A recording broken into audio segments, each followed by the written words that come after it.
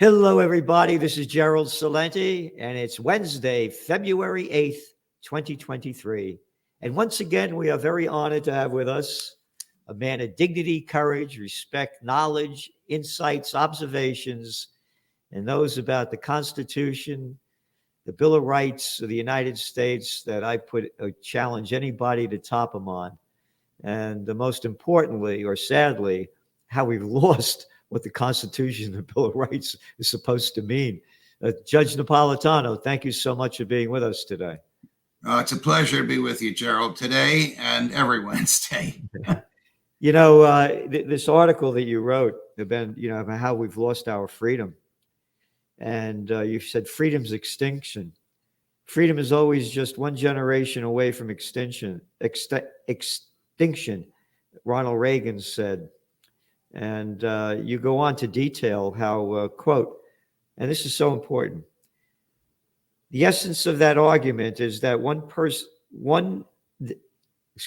the essence of that argument is that our personal liberties are fragile, since government is essentially the negation of liberty. Government is liberty's greatest threat. And you're referring back to the December 1776, the spirit of 76. I'm 76 now, so I'm fighting for that American spirit. And you quote, Thomas Paine sensed a desperation throughout the colonies. It prompted him to write a candid and now iconic essay entitled, quote, The American Crisis, which began with the famous line, "These are the times that try men's souls." We are going through this again. I mean, "These are the times that try men's souls" essay points out that liberty comes from our humanity and that government is the enemy of liberty. Reagan referred to the same thing when he said liberty is just a generation away from extinction. To me, to you, to the people watching and listening to us now, liberty is one nightmare away from extinction. Whether that nightmare is involving us in World War III, which we're already involved in Ukraine, whether that nightmare is generating animosity toward the Chinese and justifying a war Joe Biden wants to fight against the Chinese, or whether that nightmare is some domestic event, some false flag to terrify the American people into becoming subservient to the government. That's how fragile liberty is. We're living on borrowed time and borrowed cash, because the cash that the banks lend out is the fake money that's been created by the Fed. Even when we have a good month, like 500,000 new jobs and unemployment going down, the stock market goes down because the traders in the stock market are afraid of their masters at the Fed, who will continue to raise interest rates to cool off the economy. But what they really want to do is to compensate for their profligate, miserable management of the economy that caused the inflation in the first place. So we have $2 trillion a year in more spending than we take in. That's $31 trillion in 100 years. We have Republicans and Democrats cheering on Joe Biden, wanting to give money away. The one time there was unity last night in that speech was when Republicans admitted they're in favor of Medicare, Medicaid, and Social Security, nowhere authorized in the Constitution. And then, of course, we have the saber rattling in the face of Vladimir Putin, who is not a threat to us, but we are a threat to him. We have weapons at the Russian border. They don't have weapons at our border. The United States Senator publicly asked the president to have Putin assassinated. Putin's never threatened the United States or anybody here. People are afraid to admit that the United States government is wrong, that the war is useless and fruitless and wasteful, that it destroys human life and wastes American assets and extends a war that the Ukrainians cannot win. All right, that's a lot to unpack. I admit that. But that's the answer of why freedom is on the verge of extinction. Spending money that we don't have here, fake money, starting wars. Well, Reagan, he got it right. I mean, he said freedom was one generation away, and it's happened. I mean, look at the COVID war. Lock down your business, stand 6 feet apart, wear a mask, all this stuff. You have to, no jab, no job. I mean, this is unprecedented. Yes. An Operation Warp Speed gene therapy inoculation, the first ever injected into the human body. And now we're seeing all the facts coming out about, the details of the fraud that it is, along with the masks thing. The Operation Warp Speed concocted under the Trump administration. Trump probably felt he had no choice but to come up with the government doing something. It's very, very dangerous when the government does something just to prove to people that it's doing something. It was a trial run to show how pliant the American public would be when the government wants to clamp us down. The police went along with it. The military looked the other way. Governors mocked the Bill of Rights. Phil Murphy, the governor of New Jersey, famously told Tucker Carlson, Bill of Rights, it's above my pay grade. What did he say? Tucker Carlson asked Governor Phil Murphy, how do you justify locking people down in New Jersey, shuttering businesses and schools and churches in the face of the Bill of Rights? You took an oath to uphold the Bill of Rights. Murphy said, Tucker, the Bill of Rights is above my pay grade. Well, that's reprehensible. A public official that has an attitude like that is unworthy of the public trust. Oh, he's a clown, an arrogant little nothing of a boy. You call a guy like this out man to man, he wouldn't know whether to shit or piss. They're only arrogant when they got all their people, their guards around them and everybody else. Look at the little clowns. You mentioned about assassinating Putin. That was what, from Lindsey Graham? Yes. A little clown. There's not a war that little jerk ever didn't vote for or demand more war weapons. He won't go fight. Could you imagine little Chucky Schumer going to fight? Look at these little clowns that are telling us what to do. It's a disgrace. All they want to do is to take our property and give it away so that they can get reelected. And one time there was bipartisan applause for Joe Biden, which turned my stomach because there's only 4 or 5 people in that room that understand the Constitution. They didn't applaud. Rand Paul, Mike Lee, Chip Roy, and Thomas Massey was when Joe Biden said we're going to keep giving away money in Social Security and Medicare and Medicaid, and we're going to lock it in so that we don't have to vote for it each time. It's just 1/3 of all the money the federal government collects goes right out to transfer payments. Senator Rick Scott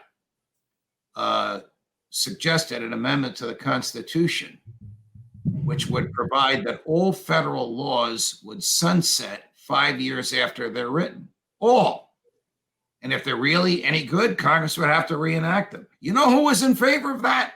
Thomas Jefferson. Jefferson wanted the Constitution itself to sunset once every 20 years so people would look at it and decide if they really want it. But we're actually laboring today under laws enacted in the LBJ years, which prevent Congress from touching Social Security, Medicare, and Medicaid, so that money comes right in and goes right out. In utter violence of the Constitution, which requires a vote and a public recording of the vote and a public recording in a general ledger of all government expenditures. Congress doesn't give a damn about the Constitution. It hates the Constitution because it's an obstacle to them mistreating the government so that it will exist as an instrument to keep them in power. Well, as far as Medicaid and Social Security, considering that they're stealing all this money in federal taxes from us, why not give us back a little bit? Well, they shouldn't be taking it in the first place. Well, that's what I'm saying. But No, FDR said we're going to what's the take tax rate? 40, correct. 50% federal tax? Yes. FDR, we're going to take this money and hold it for you in an account for you. Baloney. They don't hold anybody's money. The money that's being paid out is far more than the money that's coming in. It's just a Ponzi scheme. If you or I did this, we'd end up like Bernie Madoff in jail for 120 years. Yeah, no, again, look at all the money they're stealing from us in the name of taxes. Look at the bill that they just passed, what, a $1.7 trillion budget, and over half of it went to the military-industrial complex? Not a word about that in the media. Not a word. Correct. Not a word. Correct. You know, so what I mean, I want my money back. Yeah, but if it's a fraud anyway, you're getting pennies back compared to what you're paying in taxes. You get nothing. Nothing. You know, going on to what you were talking about with, you talked about the job numbers. Those job numbers, by the way, those are adjusted job numbers. They're not real job numbers. When you go back to last year, there were over 104,000 jobs that they said created never existed before. So these are just adjusted numbers. So they're going to decline them. They're going to go down again. They're making this stuff up. These are adjusted numbers. There's the estimates are 2.5 million jobs were lost. And then again, you know, we write a magazine every week. You go back to December, not ancient history. 35,000 temporary workers were fired during the height of the holiday season. Holiday sales were down. So these numbers are artificial. And by the way, when temporary workers are fired, that's your signal of a real slowdown in the economy. You go back to the panic of 2008, they started firing temporary workers back in 2007. Go back to the dot-com bust, same thing. So these numbers are adjusted. They're making this stuff up. Well, they're government numbers. I mean, the government exists by lying. Yeah, and talking about existing by lying, yesterday the clown playing the president of the United States, another arrogant guy, a little draft dodging freak. He's a couple of years older than me.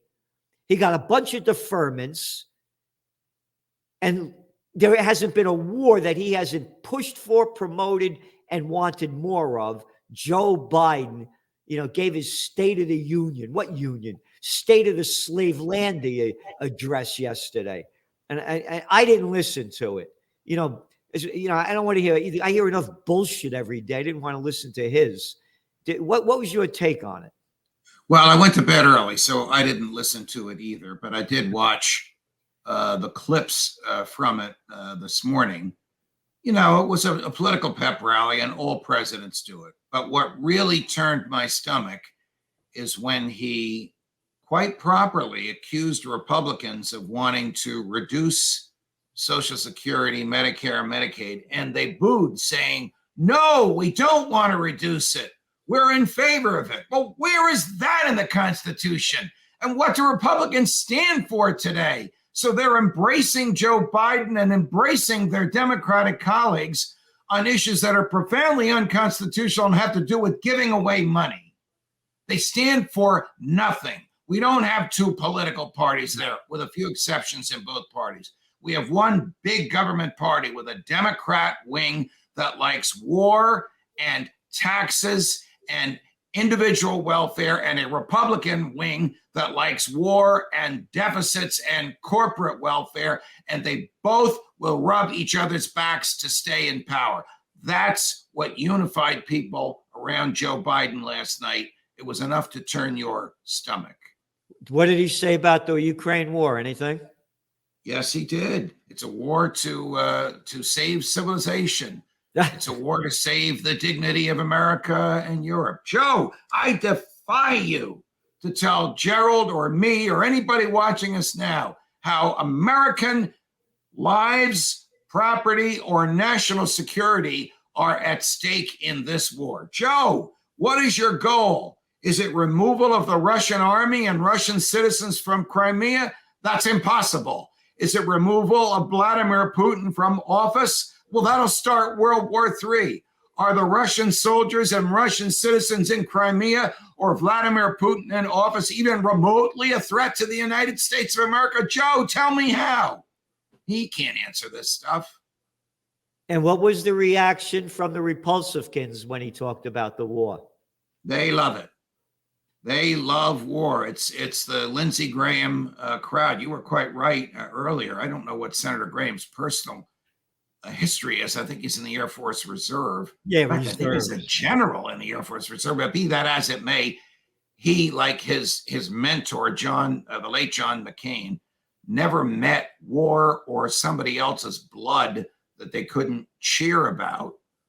The Republicans are falling in line. There's a group of Republicans. They were the ones that initially opposed the speakership of Kevin McCarthy. They're all against the war, but that's only a handful. That's only 20 of them. The overwhelming majority of Republicans in the Congress are in favor of this war. And of course, presidents like war because presidents like to kill. They kill because they can. It's killing they can get away with. This is satanic, what you just said. I mean, if a murderer goes in and kills a bunch of people, that's big news. But presidents could kill millions and they're saluted for it.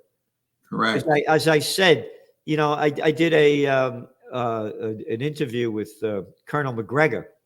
And at the end, he said, God bless America. And I said, what God would bless America for their wars? This isn't a God. This isn't what God preaches. And all these clowns, like I said, like a Biden claims to be a Catholic, a devout Catholic, a practicing Catholic. You don't practice war as a practicing Catholic if you believe in the Prince of Peace. Right. Jesus Christ. I'm not promoting one way or another. I'm just saying what hypocrisy it all is. Correct. And there's no blowback at all. The media is totally pro-war. They don't have anybody on speaking about peace. Correct. Media, according to McGregor, and according to our other friend Phil Giraldi, is totally in the hands of the CIA and the MI6, by which I mean MI6, the British intelligence, CIA, the American, theoretically foreign intelligence, even though we know they spy on us domestically in violation of their charter and numerous federal laws, are both feeding information to the media in order to get the pro-war, pro-government, anti-Russia message out, even in, of all places, Fox News, the New York Times, the Wall Street Journal, and the Washington Post. So that's basically what we hear. The peace message is being heard on places like your podcast and mine and the podcasts of other anti-war, pro-peace, pro-small government libertarians, but it's not anywhere in the mainstream media. McGovern and our other colleague, Gerald, Scott Ritter, have said over and over again, the war is over. Ukraine cannot win. And yet the West is still supplying material. It came out over the weekend that Poland considered annexing the western part of Ukraine and calling it a Polish protectorate, and then coming up with the ruse that if Putin attacked anything there, would be attacking Poland, and that would trigger Article 5 of the NATO treaty, and that would make all of Europe come into war. To think that the president of Poland actually wanted this to happen, to think they were going to take over Ukraine and call it a protectorate, to think that they would have done this to orchestrate World War III. Where are American troops? The 101st Airborne is in Poland. What is it doing? Training with 90,000 Polish troops in Poland. Where are they located? About 10 miles from the Ukraine. Are they playing chess? No, they're at the ready. 24 hours across the border. That's a hair trigger. We're a hair trigger away from American boots on the ground and a real European war like we haven't seen since 1939. Again, the media, a couple of things. They hire people from government. The facts are there. There's one after another. They get out of government and they go into the media. And number two, about what we're talking about, how the media keeps promoting the war and the lies that Russia is losing. Although they have some 20% of the land that they didn't have before the war began, and the other issue that they destroyed well over 50 to almost 70% of Ukraine's power and energy infrastructure. But here's the headline from Yahoo News. This isn't ancient history. This is 4 days ago. Putin inventing, quote, new type of military after Ukraine liquidated almost his entire army. Oh,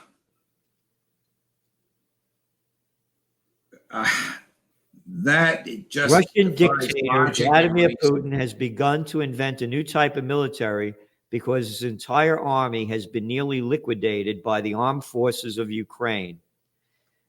You know who they quote? Ivan Krishyakshinsky, whoever, quote, an expert writing for the Ukraine Defense Express military news outlet. Oh, okay. Well, Ivan is obviously saying what President Zelensky wants him to say, but there's no truth whatsoever in that.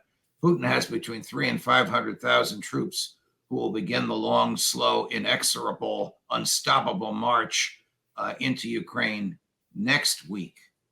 Now let's go there by the 24th, which is the, they like anniversaries over there. He wants them there by the 24th of February, which is the anniversary of the start of this conflagration.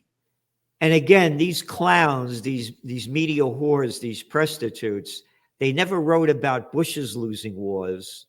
Right. They never wrote about the 20 years almost in Afghanistan. They didn't say how defeated Putin or Bush was. But anyway, and these are the same military experts that are giving us the advice. This is from the New York Times yesterday. Russia-Ukraine war. As Russia amasses troops in East, questions remain about its ability to sustain an offensive. This is from Business Insider yesterday. Ukraine says Russia faced its deadliest day in the war yet, with over 1,000 troops killed in a 24-hour period. Ukraine says, how about Mickey Mouse told Donald Duck? There you go.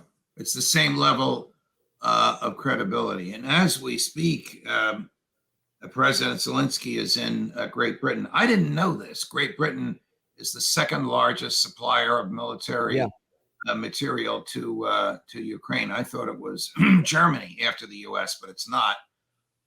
It's Great Britain. So they have that same pro-war, let's draw other people's blood attitude that Joe Biden and the globalists and the American State Department have. You mean the British, where the sun never set on the British Empire? That British? The British that a study just came out and said when they occupied India, over 163 million people died because of what they did there. That UK, the UK, with an inflation rate of about, I think it's about 10.5%.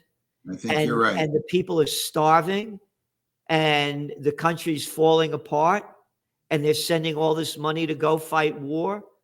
Oh, and you talked about, you opened this up with your article about talking about, the American Revolution. And now the Americans have become the English way, the murderous English way. Yes. The sun never sets on the American empire. You think we'd be in Ukraine or care about it if we didn't need their titanium and all their other natural resources?